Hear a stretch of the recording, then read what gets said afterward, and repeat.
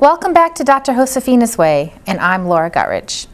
Today we are talking about negative people and how, it's not easy to be around negative people. No.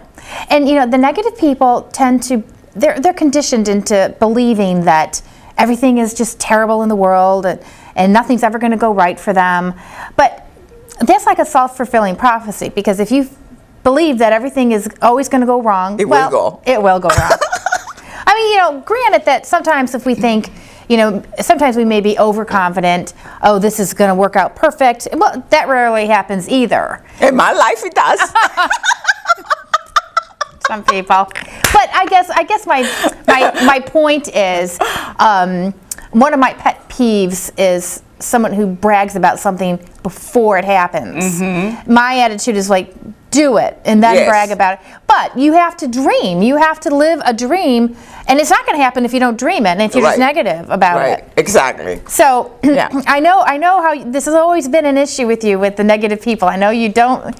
I don't associate with them. I think they're sickos. Well, I guess we have to figure out why is it they're doing this. Yeah, number one, I think a lack of love.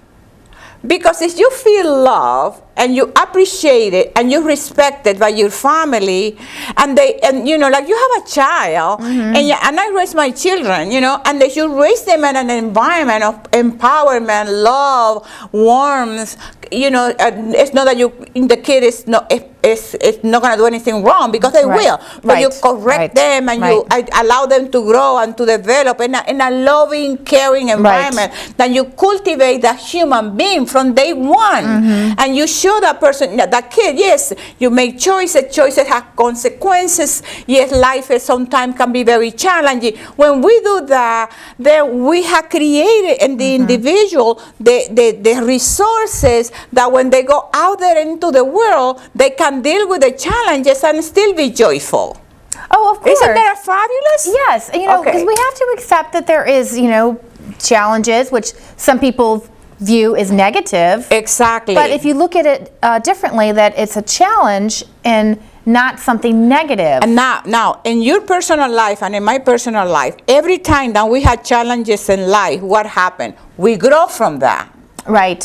That's the moment of your spiritual development. That's the moment that you become a better person. That's mm-hmm. the moment that you accumulate that experience, so the next time you do it better. Right. So what would you say, or you do, but in general, mm-hmm. people, what would they say? Oh, it's a negative thing. It's not a negative thing. Right. It's like the classic thing, making lemonade out of lemons. Yeah. You can turn things around to benefit you and be positive as opposed to negative. And what is the benefit of me complaining about my health to you, and a medical doctor? That's true. What is the benefit for me complaining about you, about my relationship, mm-hmm. and that you're a psychologist? Right. I mean, and people go around like that. As soon as they see you, they start telling their drama, not to me. Yes. Well, I think there's different reasons, I think, why people do that. Mm-hmm. And I think one of the reasons is that maybe they're searching for answers, but they don't know how to go. In the wrong places. Right. Yes. They are. They think somehow that if they're letting it all out, that it's going to help. But it's not. It's the wrong energy at the wrong place. Because they're letting it out with everybody. Right. The cashier, you see them at the pool, you see them at the bridge, you see them at the office, whatever they are, they're telling you about the same thing over and over again. So what's wrong with you? And they're talking about it, and they're not doing anything about it. That's complaining. Yes. Because it's one thing when you venting and say, hey, Laura, this has happened to me, whatever, and I vent with you, and okay, it's over. Yeah, because they rarely are asking your opinion. Like, oh, can I run this by you and tell me, what you give me your 2 cents or whatever? Yeah. No, they're just pounding you with this information. They don't want your opinion. They want to complain. And the part us, that we have to be the receptors of this negative stuff, and that's why I run away from them. And like you said, they're not looking for answers, because they don't give you a chance really to even say anything, because they are just spewing all this negative stuff. Because if they wanted to get well, mm-hmm. in whatever area, they will look for the right help. That's Don't you true. think? Yes, yes. If you want, your eyes are bad, you're not going to go to a gynecologist. You go to an eye doctor. Yes, that's true.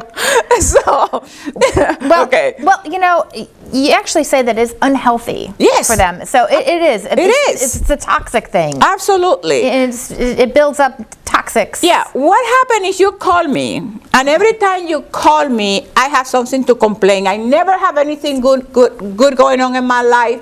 Life is the pit. What will you do? Right, nobody would want to talk to you. No, then. you don't want to talk to me. So it's like, oh, you know, she's just going to be complaining again. Exactly. And you know at this point that is constantly, it's not something that person do once in a great while because something happened to them. It's a habit. They And enjoy it is draining, yes. They enjoy listening to themselves complaining. Well, let me tell you that.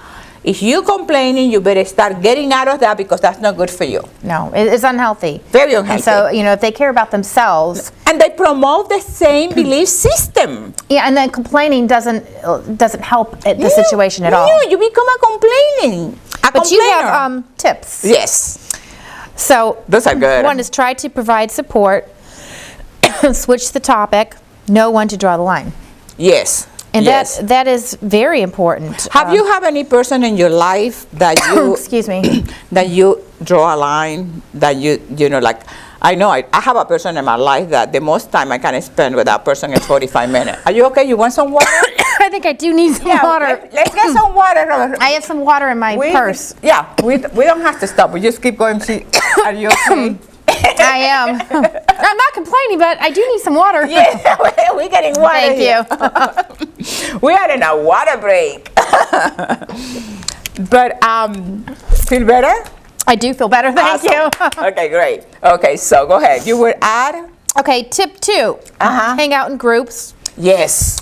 One-on-ones can be more draining on you. Yes. And that's true. Yeah. So, you know, I think that if you have more people around, because I think the negative people tend to like to have the one-on-ones. Yes, they want all the attention. They want the attention. Because if there's others, then they're not gonna. They'll start talking with each other. Exactly, and they change the conversation, and somebody says something different. No, they want you full attention so you can listen to them complaining over and over and over again and again. Oh, and I like this one. Which one? Switch the topic. Talk Yes. about Yeah. Don't you do that? the weather. Sometimes? Don't you do that sometimes? Then you change it to let's light it up. And it does work. Yeah, absolutely. Because it gives them a hint. Exactly. That- And the thing is that it's very difficult for you to be standing there listening to the same old song when your life is pretty good. Don't you think? Right. You thinking, oh my God, I have it pretty good, you know, like your life is nice, and then these people are constantly in their own trip of victimizing themselves. Poor me. I think I have a sore throat, a cold. I mean, I'm just going to complain about this.